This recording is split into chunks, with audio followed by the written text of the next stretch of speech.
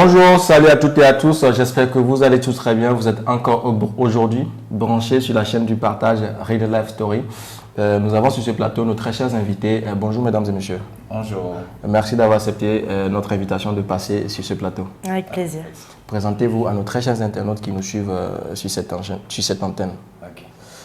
Moi c'est Augustin Amous Togo, je suis président de l'association Jada à Tchévi.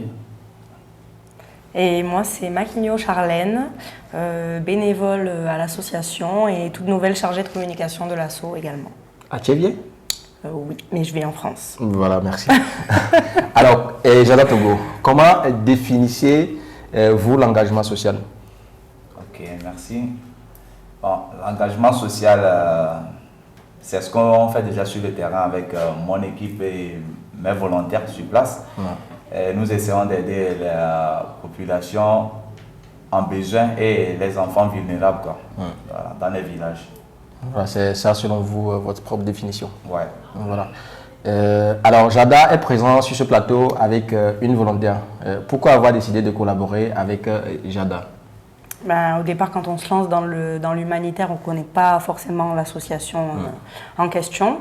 Donc d'abord, on a un premier contact téléphonique du coup avec Augustin, et puis il m'a bien mis en confiance, il m'a pas mal expliqué ce qui se passait sur le terrain et comment ça se déroulait, donc je me suis dit pourquoi pas et je me suis lancée.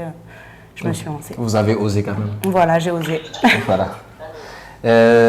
C'est quoi le rôle des volontaires aujourd'hui? C'est quoi ton rôle personnellement dans Jada Togo? Alors moi personnellement, la première fois où je suis venue, c'était pour une rénovation d'un forage et construction de latrines.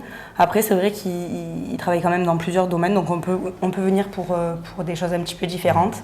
Moi, c'était plutôt pour ça. Et aujourd'hui, je suis plus chargée de communication, donc c'est moi qui vais avoir les premiers contacts avec les futurs bénévoles pour essayer de leur parler un petit peu de comment on fonctionne dans l'association. Voilà. Vous avez créé votre propre association, Monsieur Augustin, en 2013 et 2014. Pourquoi avoir pris cette initiative, cet engagement de faire l'humanitaire? Ok. Pour commencer, de base, je suis apprenti technicien énergie solaire. Donc, en ce moment, je travaille avec mon patron. On allait dans les villages reculés pour les installations des panneaux solaires dans les centres de santé. Ouais. Et après, je vois un peu les villages, la vie des jeunes et des enfants et la population. C'est un peu pas comme chez nous dans la ville, c'est un peu différent. C'est là où j'ai commencé à avoir l'idée de venir les aider déjà dans le village. Souvent en partant, moi je pars avec des bananes et tout, donc arrivé je partage avec les enfants et tout. Bon, on se rigolait, j'ai déjà eu avec mon patron, on s'est déjà engueulé sur le chantier à cause de ça parce que c'est pas la raison pour laquelle je suis venu, mais moi je suis toujours dedans avec les enfants. Soit je quitte le chantier pour aller jouer avec les enfants, mais après c'est ce qui m'a poussé à créer l'association pour pouvoir venir rester plus avec les enfants dans les villages et tout. Voilà.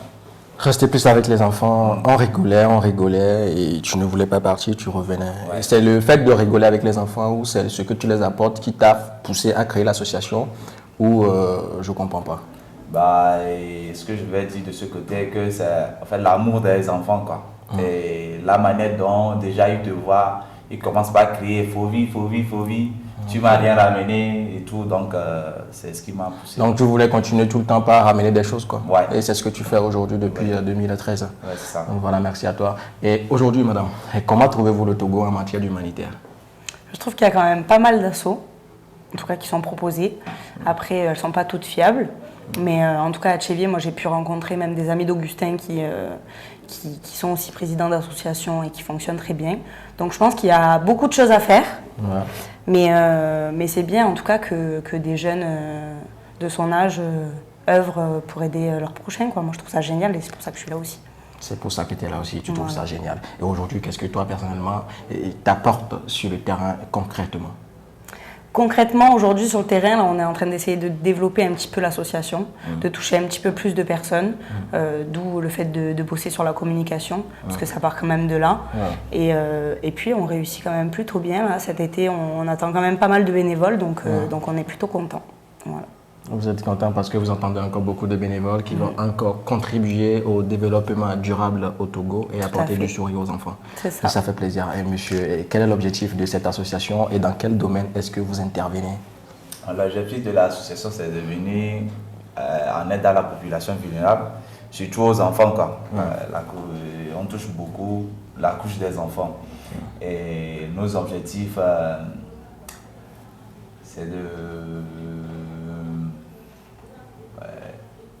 L'objectif de l'association, c'est de travailler avec la population déjà et dans le domaine de santé comme l'éducation, l'environnement et tout.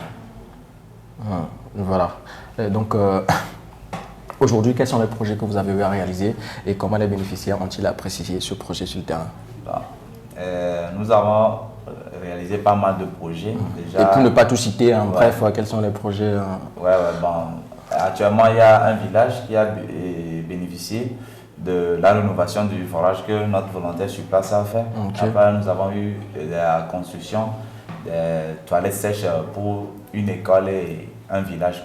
Voilà. Pour le moment, je ne peux pas tout citer. Donc, voilà, parce que étant donné que le temps aussi nous fait défaut. Et vous, madame, aujourd'hui encore, je reviens vers vous. Quelle appréciation faites-vous de l'association Jada Togo? Moi, ce que j'aime chez Jada, de toute manière, ils le savent, c'est déjà la mentalité. On voit vraiment qu'ils sont là sur le terrain pour aider. Moi qui ai pu vraiment être sur le terrain pour les constructions, ils sont vraiment, ils mettent vraiment tous le cœur à l'ouvrage et ça fait vraiment plaisir. J'étais seulement là 2 semaines, on a pu boucler 2 projets en 2 semaines. Ah oui. Donc, en 2 semaines. Ouais, construction de latrine et rénovation de puits en 2 semaines, c'était réglé. On avait fait l'inauguration, tout ça, donc c'est ce que j'ai aimé en fait. Voilà. Même si j'étais là pour une courte durée, ils se sont donné les moyens de terminer à temps et on a fait des heureux, donc c'est ce que j'ai aimé avec eux. Le dynamisme, l'envie de travailler, la volonté de continuer. C'est ça. Voilà. Et est-ce que vous recommandez l'association Jada à d'autres associations ou à d'autres bénévoles qui voulaient encore partir au travail avec l'association, que ce soit au Togo, à Thiévié, au Ghana ou au Bénin ou en France? Moi, je recommande tout à fait. C'est d'ailleurs pour ça que je suis chargée de communication aujourd'hui. C'est aussi pour donner envie aux autres, leur expliquer aussi mon expérience, comment ça s'est passé pour moi. Et c'est plus simple déjà pour les potentiels futurs volontaires de se projeter en voyant ce que moi j'ai pu faire. C'est plus simple pour eux et oui, je recommande. Voilà. Et si aujourd'hui je veux partir avec Jada, je vais aller faire les actions humanitaires pour 2 semaines, où le caméraman il a envie d'aller porter sa pierre à l'édifice, qui est-ce qu'on contacte? Alors, vous pouvez contacter directement sur la page Facebook. Ah oui? Déjà. Ensuite, il a aussi une page Instagram. Oui. Et après, il vous redirigera un petit peu vers moi aussi. Voilà. Donc, vous pourrez discuter avec moi également. Voilà, c'est ce que j'aimerais bien comprendre. Et mis à part cette noble lutte que vous menez, monsieur Augustin, avez-vous d'autres activités connexes? Si oui, lequel? Je suis technicien énergie solaire. Technicien? Énergie solaire. Énergie solaire. Ok. Technicien énergie solaire, chers internautes, vous avez sur ce plateau M. Augustin, technicien énergie solaire et aussi président de l'association Jada Togo. Nous continuons dans cette volée et pour repasser une nouvelle question, est-ce que vous arrivez vraiment à joindre les 2 bouts? Oui. Ok. À concilier les statuts d'acteur et de technicien, encore du businessman, les 2? Ça se passe bien? Ça se passe. Ça se passe très bien, voilà. Quels sont les obstacles et difficultés auxquels vous faites souvent face dans cet engagement pris? Ok, dans toute chose, il y a toujours un problème, déjà. Et déjà, avec mes volontaires qui arrivent, déjà, on n'a pas la même culture. C'est les premières communications qu'on fait, c'est un peu difficile, mais dans les jours à venir, on essaie de s'adapter à les cultures, quoi, aux 2 cultures. Donc, c'est ce que je veux dire. C'est ce que tu veux dire.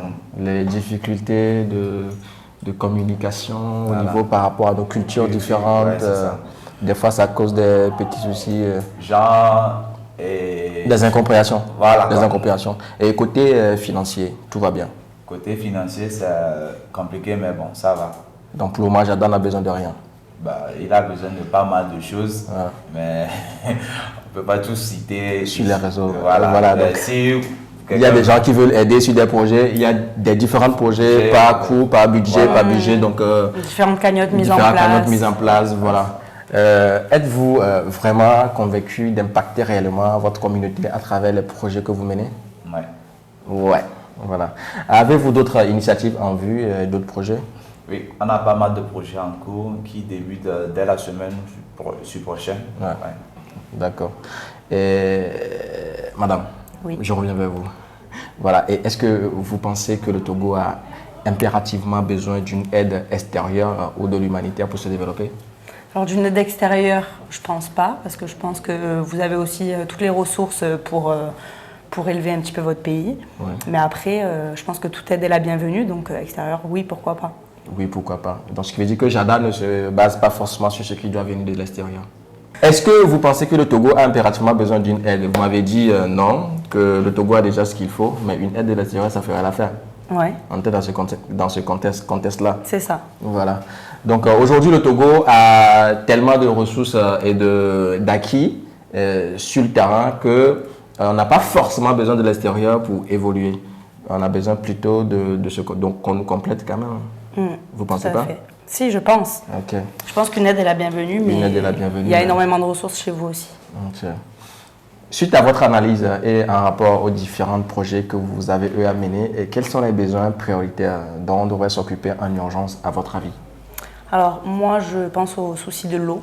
De l'eau. Parce qu'il y a quelques jours avec Augustin, on s'est déplacé justement pour des petites investigations dans des villages et on a vu des enfants qui allaient chercher de l'eau dans des flaques de boue en fait pour boire.